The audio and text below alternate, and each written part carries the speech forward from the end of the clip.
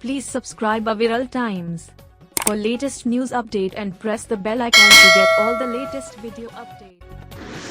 देश में कोरोना के मामले कम होने लगे हैं। दूसरी लहर पर काफी हद तक काबू पा लिया गया है, लेकिन इसी बीच एक चिंता बढ़ाने वाली खबर है। वियतनाम के स्वास्थ्य मंत्री ने यह जानकारी दी है। उन्होंने बताया है कि वियतनाम में कोरोना वायरस के एक नए वेरिएंट का पता लगाया गया है। जानकारी के मुताबिक यह भारतीय और यूके में मिले जाने वाले कोविड-19 वेरिएंट का एक संयोजन है और हवा में तेजी से फैलता है। स्वास्थ्य मंत्री ने कहा कि जल्द ही इस वेरिएंट के बारे में विस्तार से जानकारी दी जाएगी।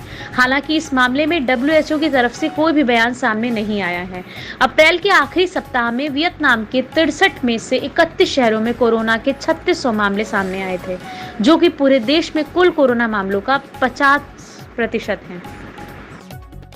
कोरोना के गिरते आंकड़ों को देखते हुए माना जा रहा है कि राजधानी दिल्ली में हालात सुधरने लगे हैं। शनिवार को यहां बीते 24 घंटों में 956 नए मामले आए। लंबे समय बाद 1000 के अंदर सिमटते आंकड़े भले ही राहत की खबर माने जा रहे हैं, लेकिन इसी बीच IIT दिल्ली के एक नई रिपोर्ट जारी करी है, जिसमें उन्होंने साफ तौर पर चेताया है कि राजधानी को अब कोरोना की तीसरी लहर के लिए तैयार रहना होगा। IIT दिल्ली का कहना है कि तीसरी लहर के दौरान दिल्ली में मरीजों की संख्या में 60% तक बढ़ोतरी हो सकती है। ऐसे में दिल्ली में रोजाना 45,000 से भी ज्यादा मामलों का अनुमान लगाया जा रहा है। उत्तर प्रदेश की योगी सरकार उन जिलों से कोरोना कर्फ्यू हटाने पर विचार कर रही है जहां रिकवरी रेट ज्यादा है और नए मामले बहुत ही कम मिल रहे हैं। हालांकि जिन जिलों में अभी भी 100 से ज्यादा केस आ रहे हैं, वहां कर्फ्यू में कोई ढील नहीं दी जाएगी। साथ ही पाबंदियां पहले की तरह ही जारी रहेंगी। जिन जिलों से कोरोना कर्फ्यू हटेगा, वहां भी रात्रिकालीन कर्फ्यू और साप्ताहिक बंदी जारी रहेगी। आज मुख्यमंत्री योगी आदित्यनाथ की टीम 9 के साथ होने वाली बैठक में ढील को लेकर फैसला हो सकता है। लखनऊ सहित 5 जिले ऐसे हैं जहां अभी भी रोजाना 100 से अधिक मामले सामने आ रहे हैं, जबकि बाकी के 50 जिलों में संक्रमण की दर 100 से कम है। लिहाजा कम संक्रमण दर वाले जिलों के जिलाधिकारियों को कोरोना कर्फ्यू हटाने की छूट दी जा सकती है। अनलॉकडाउन की प्रक्रिया को लेकर बनी सहमति। मिल रही सूत्रों का कहना है कि बाजारों को एक साथ खोलने के बजाय इस तरह खोलने की योजना है कि एकदम से भीड़ न बढ़े और कोरोना प्रोटोकॉल का पालन होता रहे। दरअसल प्रदेश में तेजी से घट रही संक्रमण रेट को देखते हुए सरकार जनता को राहत देने के मूड में है। जानकारी के मुताबिक कपड़े की दुकान, वैवाहिक वस्तुओं की दुकान, निर्माण से जुड़ी सामग्री की दुकान, 50% कर्मी क्षमता के साथ बड़ी दुकान या रेस्टोरेंट को खोलने की अनुमति दी जा सकती है। हालांकि shopping mall, film theatre, salon व सभी प्रकार के सामाजिक, धार्मिक व राजनीतिक कार्यक्रम पर रोक बनी रहेगी। इसी तरह कंटेनमेंट जोन की सभी दुकानों को बंद रखा जाएगा। काम करने और बसने के लायक देशों की वैश्विक सूची में भारत को निचले स्तर पर रखा गया है। विदेशी मूल के लोगों एक्सपेट की पसंद पर आधारित एक सूचकांक एक्सपेट इनसाइडर 2021 के जरिए यह जानकारी सामने आई। भारत की इस स्थिति के लिए कोरोना काल की स्थितियों को भी जिम्मेदार माना गया है। यह सूचकांक अपने मूल देश को छोड़कर दूसरे देश को रहने व काम के लिए चुनने वालों की पसंद पर आधारित है, जो हर साल जर्मनी का प्रतिष्ठित संगठन इंटरनेशंस ने जारी करती है। इस सूची में 59 देशों के मुकाबले भारत को 51वां स्थान मिला है। भारत में रहने वाले या रह चुके विदेशी लोगों ने कहा कि जहां तक भारत की बात है तो यहाँ वायु प्रदूषण, पानी और स्वच्छता जैसे बुनियादी ढांचे की स्थिति बहुत बुरी है। यही कारण है कि यहाँ रहना हमारे लिए कठिन रहा। इसके अलावा उन्होंने स्वास्थ्य सुविधाओं की भी कमी की बात की। कोरोना वायरस की दूसरी लहर अब खत्म होने की है। एक्सपर्ट तीसरी लहर की ओर भी संकेत दे रहे हैं। वर्ष 2020 के 10 माह की तुलना में वर्ष 2021 के 5 माह में कोरोना पॉजिटिव दोगुना मिला। वायरस अपना रूप भी बदलता रहा है। ऐसे में संक्रमण से सावधान रहने की जरूरत है। बेहतर होगा कि मास्क पहने, सैनिटाइजेशन की आदत को बरकरार रखें। कोरोना वायरस का संक्रमण लंबे समय तक सताएगा। बचाव करते हुए रोजमर्रा के काम करने हैं।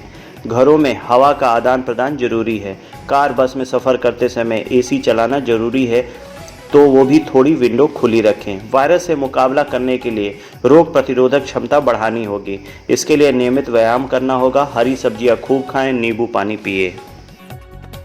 भयावह माहौल देखने के बाद कोरोना की दूसरी लहर भले ही अब थमने लगी है, देश में लाखों लोगों को संक्रमण और हजारों मौतों की तस्वीर ने विचलित किया है। बच्चों पे इसका ज़्यादा प्रभाव नहीं पड़ने से हम राहत की सांस ले सकते हैं, मगर कोरोना के भय ने बच्चों के मस्तिष्क पर जरूर असर डाला है। यह सब हुआ घर में ज़रूरत से ज़्यादा चिंता और दहशत के बने माहौल से। बड़े तो चिंता और डर जाहिर का एहतियात पर जोर देते रहे, लेकिन बच्चों के मन के कोने में बैठे भय ने उन्हें अवसाद की ओर धकेल दिया।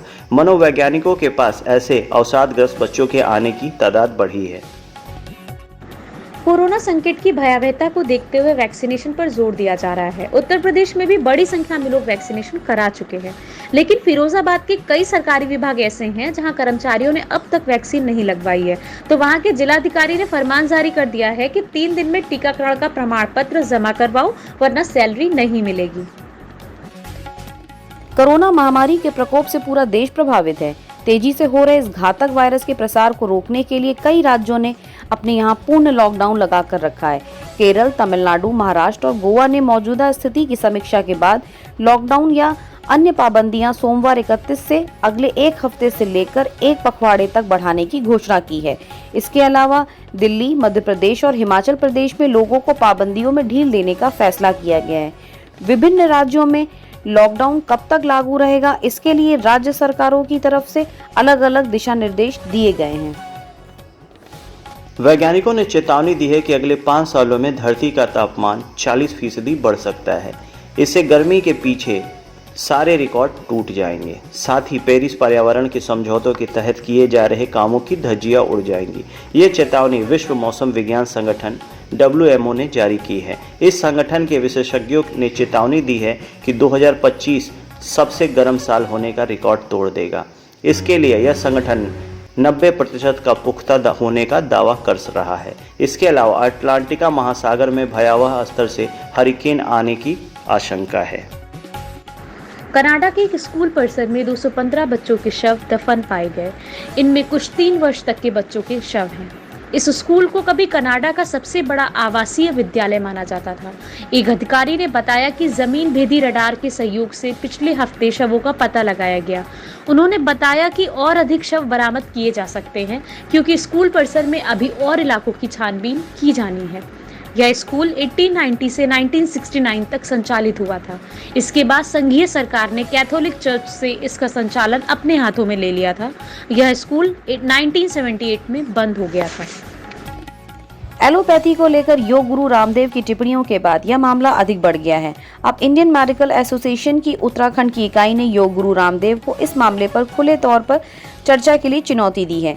IMA उत्तराखंड की ओर से रामदेव को चुनौती दी गई है कि वह किसी भी सार्वजनिक मंच पर मीडिया के सामने इस पर चर्चा करें। IMA उत्तराखंड के अध्यक्ष डॉक्टर अजय खन्ना ने योग गुरु रामदेव को लिखे पत्र में उनके बयान को अविवेकपूर्ण और गैर जिम्मेदाराना और स्वार्थी बताया है।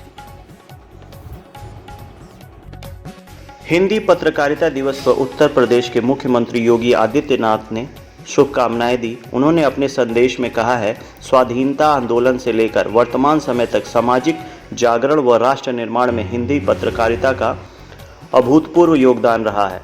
हिंदी पत्रकारिता दिवस को सभी पत्रकार जनों को हार्दिक शुभकामनाएं। स्टेट बैंक ऑफ इंडिया ने अब गैर घरेलू शाखाओं से नगद निकासी की सीमा बढ़ा दी है और ग्राहक एक दिन में 25,000 रुपए तक निकाल सकेंगे।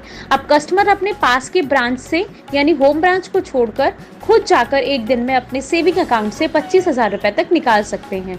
चेक के जरिए कैश निकालने की लिमिट 1 लाख रुपए तक होगी। वहीं थर्ड पार्टी यानी जिसको चेक जारी किया गया है उससे कैश निकालने की सीमा बढ़ाकर 50,000 रुपए कर दी गई है।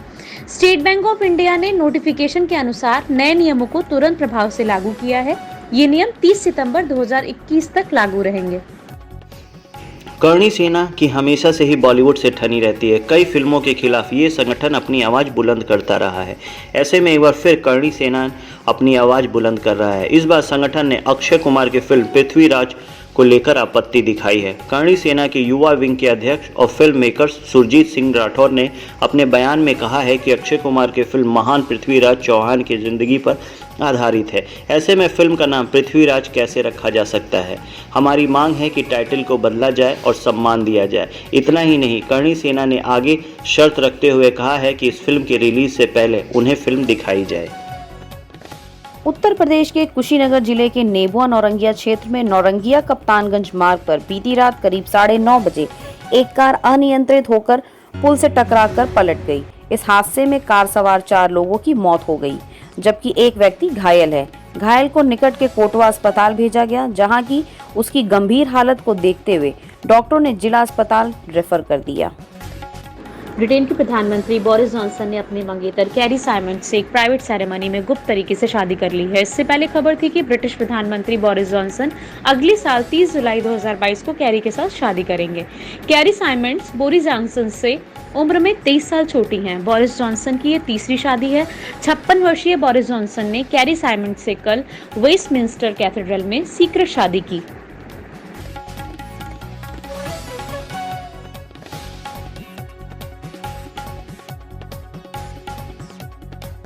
डोमिनिका की जेल में बंद पीएनबी घोटाले के आरोपी और भगोड़े हीरा कारोबारी मेहुल चोकसी की बहुत जल्द भारत वापसी होने की उम्मीद है। सूत्रों के अनुसार मेहुल को लाने के लिए एक भारतीय विमान भी डोमिनिका पहुंच चुका है। Please subscribe Aviral Times for latest news update and press the bell icon to get all the latest video updates.